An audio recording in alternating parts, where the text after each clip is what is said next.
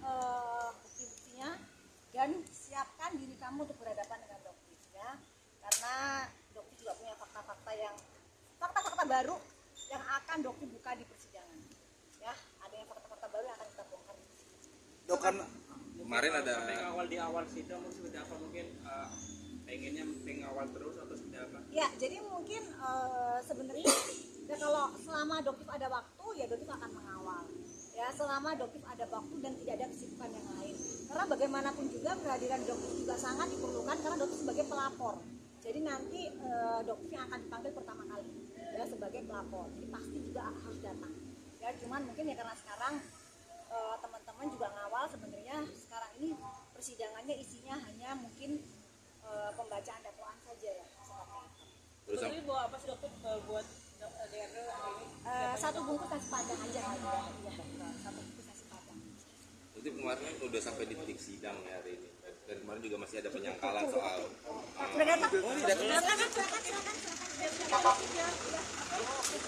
oh bukan. Pulang Bapak.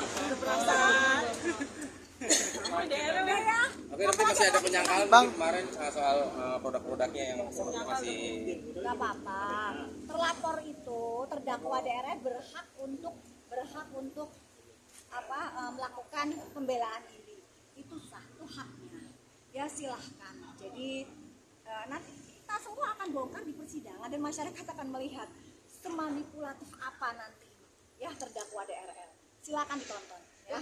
Yang menarik adalah pengacara Bang Aziz mundur. Nah itu kayaknya cukup kaget juga, dokter shock ya, kenapa kok akhirnya Bang Aziz mundur jika memang berita itu benar. Ya karena sampai sekarang dokter tidak tahu siapa pengacaranya yang terbaru kalau memang mundur. Tapi mungkin dokter bisa paham Bang Aziz fokus di kasusnya Bapak Yusuf Kala.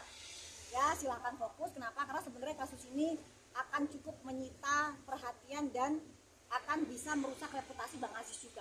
Ya, jadi lebih baik fokus dan kita lihat siapa pengacara barunya. Ya, kita lihat Tapi kan kaget nggak sih itu katanya 2 kali pergantian pengacara ini? nggak kaget sebenarnya karena Dovis tahu karakter dia. Dovis tahu karakter dia itu mungkin mokong, jadi nggak nurut ya. Jadi ya mungkin wajar aja. Jadi wajar kalau misalnya akhirnya lawyernya mundur. Siap-siap buat lawyer barunya, kuatkan mental kamu ya. Dok, tadi dokter juga bilang membawa fakta-fakta. Nah, itu fakta-fakta yang berhubungan Ada dengan dong, kasus ini atau seperti apa? sangat berhubungan dengan kasus ini. Kita bongkar di persidangan yang tidak diungkap oleh penyidik Polda Metro Jaya. Tapi ini mengawal apa takut colongan atau gimana? Pasti yang namanya no viral no justice. Jadi tapi Dotif yakin jaksa tegak lurus. Jadi kalau sampai detik ini ya, sampai detik ini Kejaksaan Negeri Tangerang Merah Putih tegak lurus. Nggak ada yang tersiram-siram. Ya, dan ini Dotif yakin akan bisa bertahan sampai putusan.